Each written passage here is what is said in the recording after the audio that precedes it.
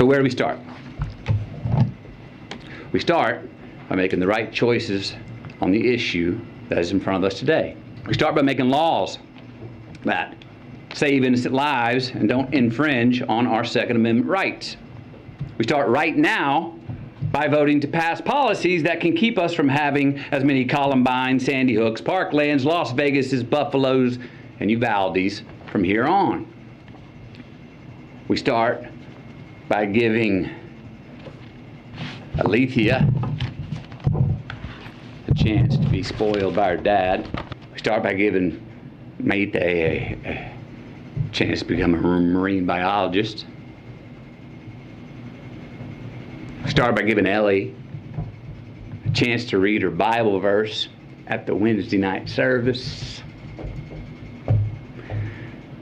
We start by giving Irma and Joe a chance to finish painting their house. Maybe retire, get that food truck. We start by giving McKenna, Layla, Miranda, Nevaeh, Jose, Javier, Tess, Rogelio, Eliana, Annabelle, Jackie, Azuya, JC, Jayla, Ava, Amory, and Lexi. We start by giving all of them our promise that their dreams are not going to be forgotten. We start by making the loss of these lives matter. That was actor Matthew McConaughey speaking today in Washington, D.C. He's a Uvalde native. He has spent time with the victims' families. Many of you have asked what, if anything, will be done to prevent another mass shooting like what we saw 2 weeks ago at Robb Elementary. Joining us now to discuss that and other topics is our friend Scott Braddock. He's editor of the Quorum Report. Thank you so much for being with us, Scott. Great to be with you.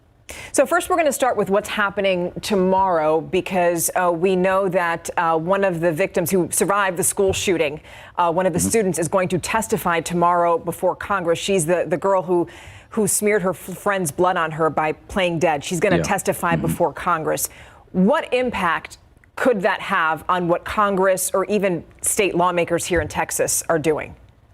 You know, when you put the focus on the people who actually went through it, it does have an impact on lawmakers. You know, you see those folks who are even the most conservative Republicans who are just crying, tears in their eyes when they see and hear these stories from the people who were on the ground there.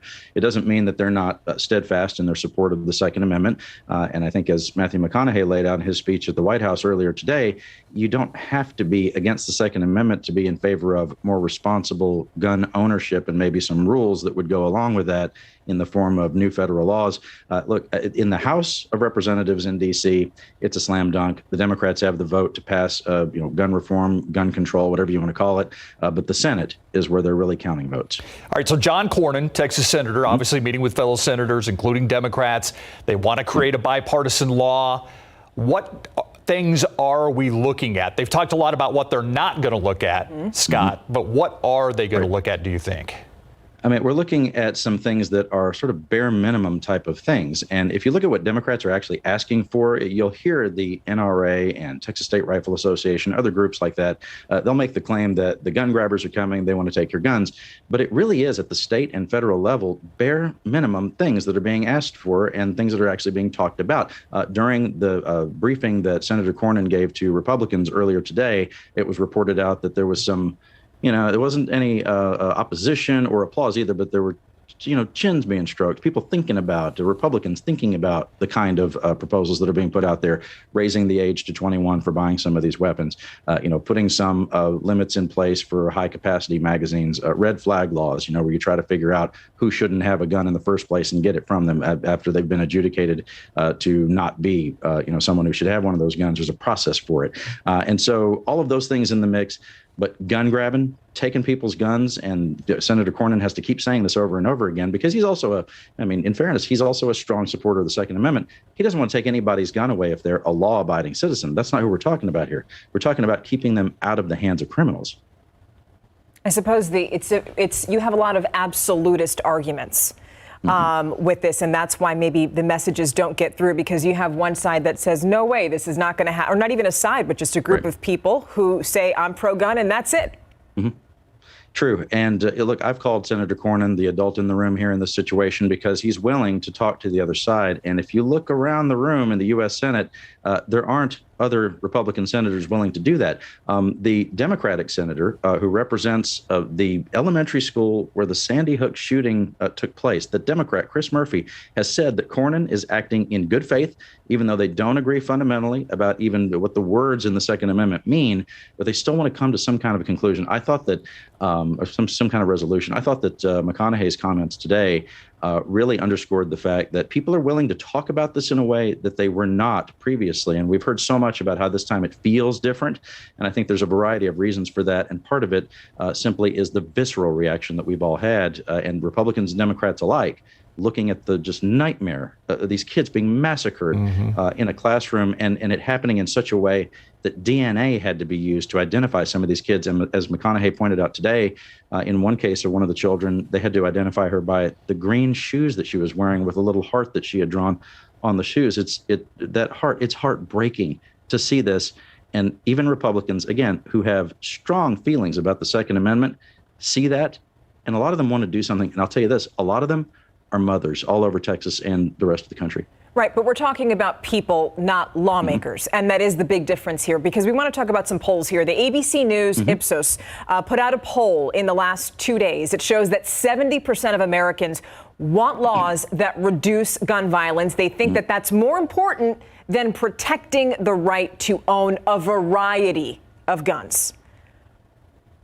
It's a great point. The politicians are absolutely responsible to those people, though. And so I think that it's fair to say that Senator Cornyn, who, by the way, is not acting on his own, he has the blessing of the Republican leader in the Senate, that he and Mitch McConnell, that Republican leader, would not be talking to Democrats at all if they didn't expect that there would be some sort of blowback from the voters this fall. And of course, the Republicans are trying to take back the majority in the Senate. And there must be some understanding within the Republican caucus that, look, some of y'all are going to have to sort of, quote unquote, walk the plank with some of the more conservative voters and take a hard vote. They only need 10 Republicans to join with the Democrats to get this done.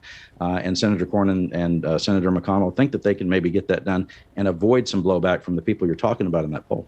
I know we're running out of time, Scott. I know you're in Austin. You're the Quorum. Sure. It's all about Austin politics. Yes, sir. Are we going to see a special session? It's been called for time and time again. Yeah, the pressure has been ramping up, but everything you see out of the governor's office is that it's absolutely not going to happen. And you know how it is when people start to really dig in and talk about state government. A lot of folks, we're dorks for it at Quorum Report. We understand this stuff, but most people don't know, how any of this works. When the governor says that he wants special committees to take a look at this, it was almost like a trick, because there were a lot of people texting me, and not stupid people who are very well informed, said, "Does that mean we're going to have a special session?" No. I sort of laughed and said, "No, it's the opposite. It's delay tactics." And I think in this instance, for Governor Abbott, who, by the way, he's sort of been sidelined because of the action happening in Washington. The focus is there right now. But you're right, there is pressure on the governor to try to have him call a special session, which would actually be an exercise of his power. Constitutionally, only the governor can call that special session and tell the lawmakers what they're allowed to debate. Now, a lot of this pressure coming from his Democratic opponent in the upcoming election, Beto O'Rourke. Yep. He's made it a cornerstone of his campaign from now on. Are you getting any indication that he is making headway in that there are Republicans that are concerned that this could become a major issue in the governor's race? I think the Republicans would like to find a way to diffuse this, and that's one of the reasons that you see Senator Cornyn working on what he's working on. As far as Beto is concerned, his campaign does see this as an opportunity to try to grow their coalition. When I talked to mothers all over Texas, they said that they would love to have been the ones pointing their finger in Abbott's face and saying, "What are you going to do about this?" A lot of those mothers are Republicans, or at least open to voting for Republicans. A lot of suburban voters in places like Williamson County, Hayes County, Dallas and Dallas area, Plano, down to Fort Bend County, places that have traditionally gone for Republicans. It's the kind of issue that puts those places in play for Democrats. And so right now, Beto's going to keep up the pressure on this. And I think, interrupting that press conference the other day, one of the most disruptive things I've seen for sure in the last decade in Texas politics, and I think in a lot of ways really changed the conversation about all this. Scott Braddock, we're going to have to leave it right there. Thank you so much for joining us today. Check him out on the Quorum Report. Always one of my favorite reads. Thank you, Scott.